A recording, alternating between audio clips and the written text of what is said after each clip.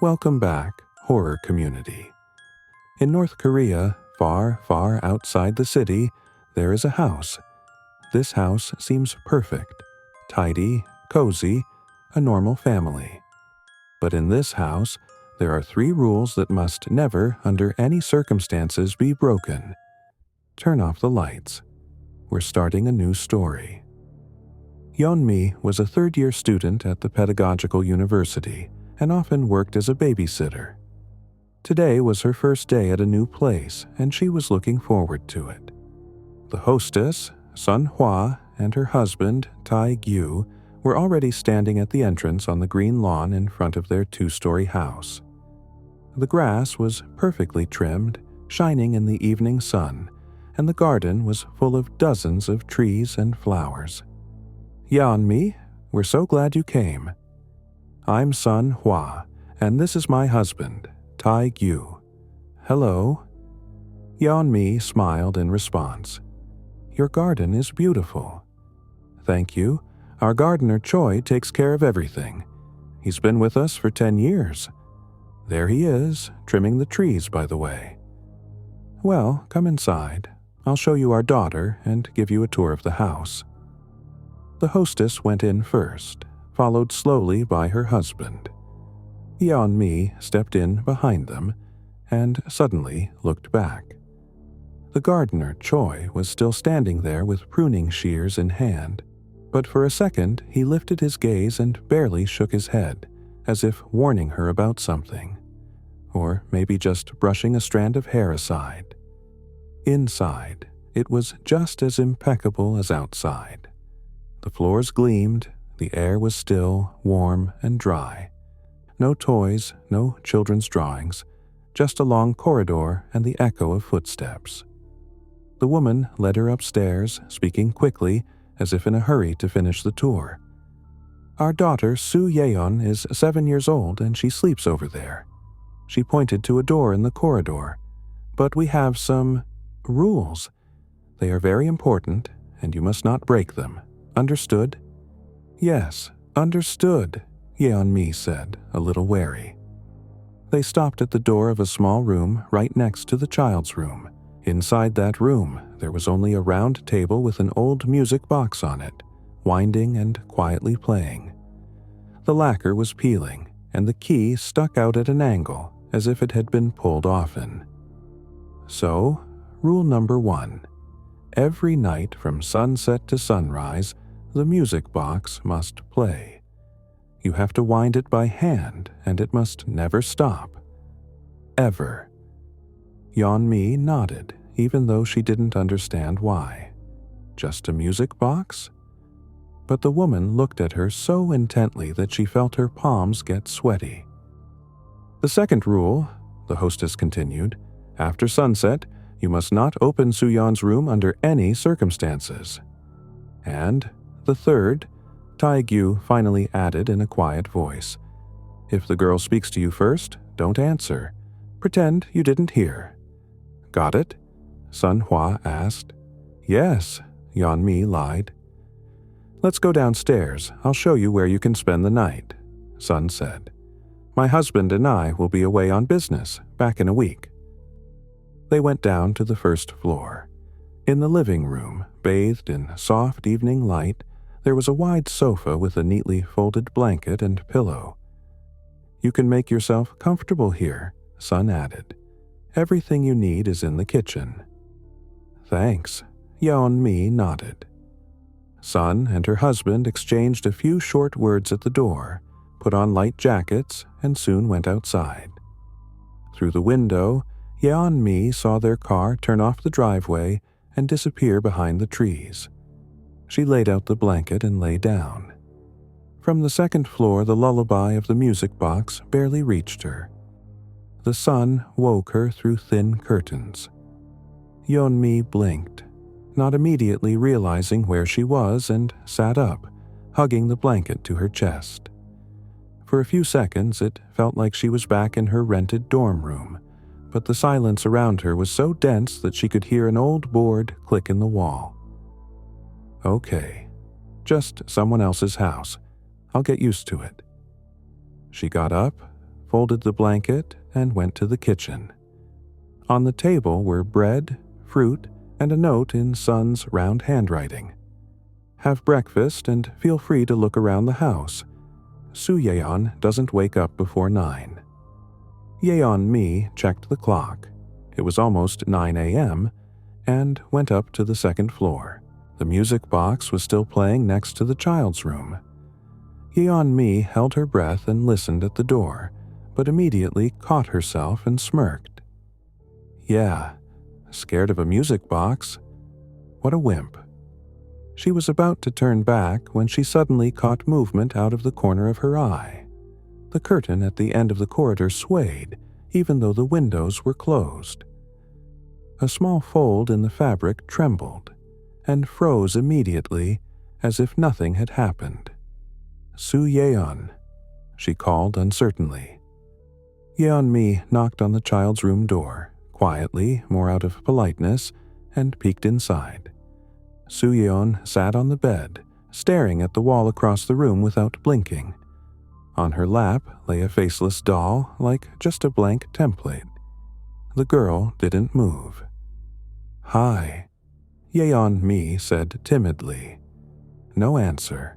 She stood there, unsure what to do, and eventually backed away, gently closing the door. As she went down the stairs to have breakfast, Yeon-mi suddenly felt as if someone had passed right behind her. A light step, barely sliding across the floor. She spun around sharply, but no one was there. Through the stained glass window, she saw the gardener Choi outside, fiddling with garden tools and walking back and forth. She stepped onto the porch to breathe in some fresh air, and he noticed her glance. "Mrs. Sun said you've worked here for 10 years. You probably know everything about the place." Yeon-mi smiled. Choi looked at her briefly without a smile. "I only know what I'm supposed to know," and went back to his tools as if the conversation hadn't happened. Dusk came to the house almost unnoticed. It felt as if the sun had simply vanished. The living room grew cooler, and the light from the table lamp seemed too yellow. Rule number 1, Yeon-mi reminded herself. Every night from sunset to sunrise the music box must play. Wind it by hand, and it must never stop. Ever. She went up to the second floor, stepping quieter than usual. The corridor was dark, with only a thin strip of pale light stretching from the slightly open door of the neighboring room where the music box sat. The melody was almost silent. Individual notes dropped from the quiet like random drops of water. She leaned over and carefully turned the key. The mechanism creaked, and the music chimed again, slightly faster, as if waking up. Smiling and admiring the music box, she heard a faint voice from Su-yeon's room. Yeon-mi slowly straightened and headed toward the door. The light was on in the room, and thin shadows of little feet appeared under the door. They stood still, then started moving. Step there, step back, step there, step back.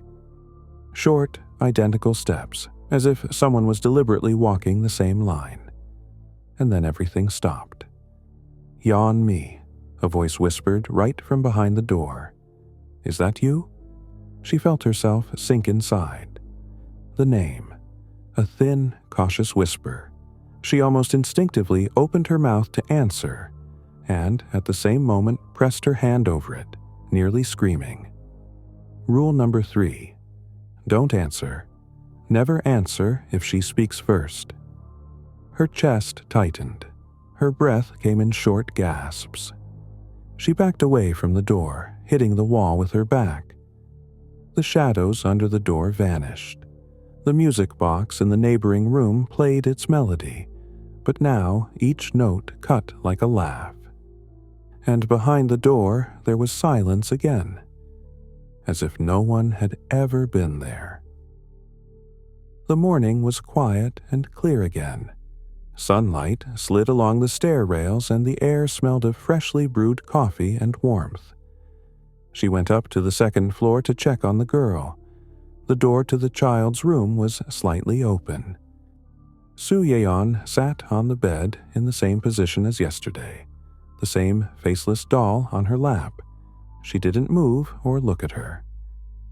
"Good morning," Yeon-mi whispered. No answer. She was silent in the morning, spoke in the evening, and now again in the morning. Yeon-mi went back downstairs, sat at the table, and sipped her coffee. "I only know what I'm supposed to know." Choi's words came to mind. But what aren't you supposed to know, Choi?" Yeon wondered to herself. She set the mug aside and wandered around the house to see where everything was. In the storage room, she found a box of dolls, almost a dozen identical to Su Yeon's, with bare cloth heads without faces. Each had a tag with a name, but the letters were faded and only the first few were readable. Mai, So, John. Probably old toys, Yeon-mi thought. Somehow they put them all in a box, except for one. I wonder if they ever had faces. She closed the lid and listened again, somewhere upstairs as all morning the music box was playing. Yeon-mi went further down the corridor and saw a fairly spacious room with a massive desk, an armchair, and many cabinets. Looks like the owner's office. I probably shouldn't go in here, she thought. But what if I just peek a little and leave quickly? The owners aren't home anyway, so she did. The office greeted her with rows of books, standing like soldiers, spine to spine. Yeon moved slowly along the shelves, inspecting each book. Suddenly, her gaze stopped. But this one somehow doesn't look like the others. She approached the spine closely to see, but nothing was written on it. Curiosity won again, and she pulled the book toward herself. It was an old family photo album. Yeon sat on the floor and began flipping through it. Sun Hwa and Tae-gyu, in front of the same house, young, radiant, like a magazine cover. A little further, family photos, them and little Su-yeon between them, holding a doll in a bright dress among flowers on the lawn. Oh, and the doll has a face. Yeon-mi smiled and turned the page. The next photo, the same scene, the same poses. Only the doll was faceless. She frowned and brought the photo closer. She flipped the page. Su-yeon again in the flowers, the same dress, the same doll, but now faceless herself. A clear silhouette, hair, arms, legs, and a pale, empty spot instead of a face. Her throat went dry. She turned the page. The caption read, "Photo on the porch. Parents and Su-yeon, all three with smooth, oval faces like cloth dolls." On the back, someone wrote the date and names. Sun, Tae-gyu, and next to Su-yeon. A faint trace as if another name had been there and was erased. Yeon-mi slammed the album shut. The music box upstairs kept playing. Each note sounded a little louder than it should, like footsteps moving from top to bottom. Time was approaching sunset. Yeon-mi went up to the second floor to wind the music box. Rule number 1. Never let the music box stop. She reminded herself again. The music box room was almost dark. Thin shadows dripped down the walls, and the music sounded slow and strained, as if the mechanism was suffocating. She turned the key 2 times. The melody came alive, chiming slightly faster. She left the room, not fully closing the door, and only then noticed the silence in the child's room. No sound came from the neighboring room. Strange. She spoke yesterday evening, but now she's silent. I thought she only did that in the mornings. Yeon looked at the child's room door. Rule number 2. Do not enter after sunset under any circumstances. But the room was closed and still, as if empty. What if something happened? Yeon-mi thought. She stepped closer, her fingers touching the cold doorknob. Just a peek, she whispered and pressed it. Inside, it was dark. Moonlight from the window spread across the floor in a cold patch, and everything else sank into thick shadows. Yeon-mi froze on the threshold. The room looked wider than in the daytime, as if the walls had stretched sideways and vanished. And in the very center, at the edge of the bed, stood a woman. Tall, too thin, with long black hair. It hung in strands, slowly moving in an invisible draft. Moonlight streamed over her pale, wide nightgown, which swayed quietly in sync with her hair. She took a barely noticeable step, and then Yeon-mi saw. The woman had no face. Yeon immediately remembered the family photos she had seen earlier in the owner's office. The woman said nothing, just stood staring at Yeon-mi with all her emptiness. Then she slowly began to turn in place. The movement was sluggish, like in a dream when the body doesn't obey. She raised her hands and started gathering strands of hair at the back of her head as if making a ponytail, but too slowly and carefully. Once gathered, she slowly swung them forward, revealing the back of her head. On the back of the woman's head was Soo Yeon's face. It seemed fused into the skin, tiny, pale, alive. Big, wet eyes glistened in the moonlight, lips smiling too widely, the smile looking painted until the lips moved. "Yeon-mi," the face whispered. "You came." "Yes, I came. Give me your shell." Yeon-mi jerked back, stumbled, and slammed her back against the wall across from the child's room. Cold pierced her to the bone. She jumped up convulsively, her legs barely obeying. "Run! Just run!" She lunged forward, ran a few meters, and suddenly stopped. At the end of the corridor, Soo Yeon's parents were already standing. By momentum, she slipped a few more steps on the slick floor before coming to a full stop. Her heart pounded in her throat. The hostess tilted her head slightly, her voice soft, almost gentle. "And where do you think you're going, Yeon-mi?" The owner stood beside her, unblinking. "You're already marked. Can anyone just leave?" "Get away from me," she screamed, backing up, looking at them like predators. "I'm leaving. I'll pack and go right now." "Leaving?" The hostess smiled too slowly. "No one has ever left from here." They stepped forward, slowly, in sync, like one being in two bodies. Their features began to melt right before her eyes, as if someone were smearing their painted faces with a wet hand. The faces merged into a black, smooth, bottomless surface until they vanished completely. Yeon-mi stumbled backward. They walked toward her, slow, unhurried, as if they knew she wouldn't escape anyway. She retreated step by step until her back hit the doorframe. The music box room. Yeon grabbed the handle, rushed inside, slammed the door, and locked it with trembling hands. Behind the door, it was quiet. No footsteps, no voices, just silence. She slid to the window, her back against the wall, and sank to the floor, hugging her knees as if trying to shrink, disappear. She watched the thin crack under the door, lit by moonlight from the neighboring rooms.